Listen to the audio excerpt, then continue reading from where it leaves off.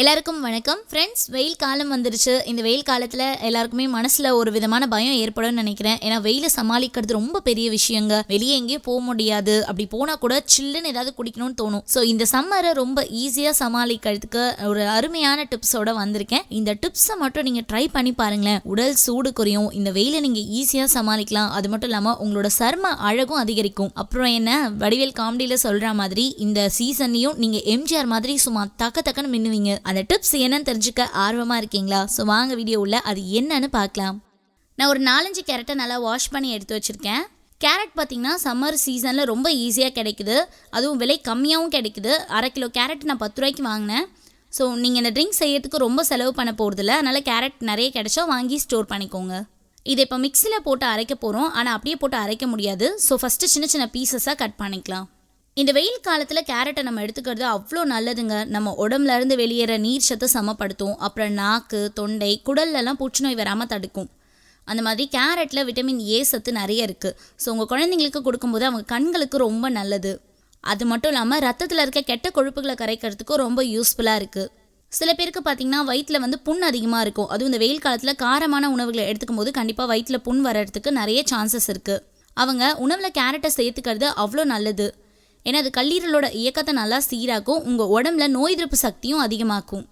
இப்போ உங்ககிட்ட டிப்ஸை சொல்லிட்டே நான் கேரட்டை நல்லா நறுக்கிட்டேன். இது ஒரு மிக்சி ஜாரில் போட்டுக்கலாம். இது கூட 2 ஏலக்காவை சேர்த்துக்கிறேன். ஏலக்காய் சேர்த்துக்கும் போது ரொம்ப வாசனையாக இருக்குங்க.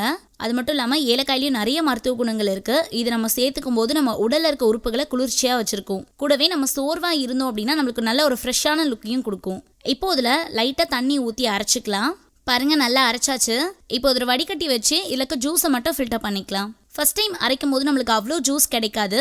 ஸோ 2வது ஒரு டைம் தண்ணி ஆட் பண்ணிக்கிறேன். திரும்பவும் அதை நல்லா அரைச்சிக்கலாம். இப்போ இதுக்கு ஜூஸை ஃபில்டர் பண்ணி எடுத்துக்கிறேன். இப்போ இது கூட கொஞ்சமாக தேங்காய் பாலை சேர்த்துக்கிறேன். தேங்காய் பாலை சேர்த்துக்கும் போது நம்ம உடலில் இருக்க நச்சுக்கள் எல்லாத்தையும் அதை நீக்கி நம்ம உடல் உறுப்புகளை நல்லா சுத்தமாக வச்சுருக்கோம். ஸோ அதை சேர்த்து குடிக்கும் போது நம்ம உடலுக்கு தேவையான குளிர்ச்சியும் கிடைக்கும். அடுத்ததான் இது கூட கொஞ்சமாக நாட்டு சர்க்கரையை சேர்த்துக்கிறேன். இதில் சுகர் ஆட் பண்ணாமலே குடிக்கலாம். பட் ஆனால் குழந்தைங்களுக்கு கொஞ்சம் இனிப்பாக கொடுக்கும்போது அவங்க இன்னும் நல்லா விரும்பி குடிப்பாங்க.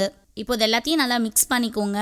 இப்போ நல்லா மிக்ஸ் பண்ணியாச்சு. நமக்கு தேவையான சுவையான கேரட் ஜூஸ் ரெடி ஆயிடுச்சு. ஸோ ஃப்ரெண்ட்ஸ், இந்த ஜூஸை நீங்கள் ட்ரை பண்ணி பாருங்க. ஏன்னா அது நார்மலான கேரட் ஜூஸாக இருக்காது. இதில் நம்ம தேங்காய் பால், அதுக்கப்புறம் ஏலக்காய், அப்புறம் நாட்டு சர்க்கரையெல்லாம் சேர்த்துருக்கிறதுனால ரொம்ப டேஸ்ட் டிஃப்ரெண்ட்டாக இருக்கும். அதுவும் நீங்கள் கோடை காலத்தில் காஃபி, டீக்கு பதிலாக இதை ஒரு டைம் குடிச்சு பார்த்தீங்கன்னா அப்புறம் அடிக்கடி குடிக்கணும்னு நீங்களே நினைப்பீங்க. இது உடலுக்கு குளிர்ச்சியை கொடுக்குங்கிறதுனால இதை நீங்கள் ஆஃப்டர்நூன் டைமில் எடுத்துக்கிறது அவ்வளோ நல்லது. அதே மாதிரி இதில் நம்ம கேரட், தேங்காய் பால்லாம் சேர்த்துருக்கோம் இல்லையா? ஸோ இது நம்ம சருமத்தோட அழகு அதிகரிக்கிறதுக்கும் ரொம்ப யூஸ்ஃபுல்லாக இருக்கும். ஸோ ஃப்ரெண்ட்ஸ், கோடை காலத்தை ரொம்ப ஈஸியான முறையில் சமாளிக்கிறதுக்கு நல்ல ஒரு ட்ரிங்க் பார்த்தோம். அதனால் நீங்கள் ட்ரை பண்ணி பாருங்கள். என்னதான் கோடை காலமாக இருந்தாலும் சில பேருக்கு சளி பிரச்சனைகள்லாம் இருக்கும் இல்லையா? அவங்களாம் இந்த ட்ரிங்க்கை எடுத்துக்க வேண்டாம். ஆனால் மற்றவங்களுக்கு மறக்காமல் ஷேர் பண்ணுங்கள். இதே மாதிரி இன்னும் நிறைய ஹெல்த் டிப்ஸோட அடுத்த வீடியோவில் உங்களை நான் மீட் பண்ணுறேன்.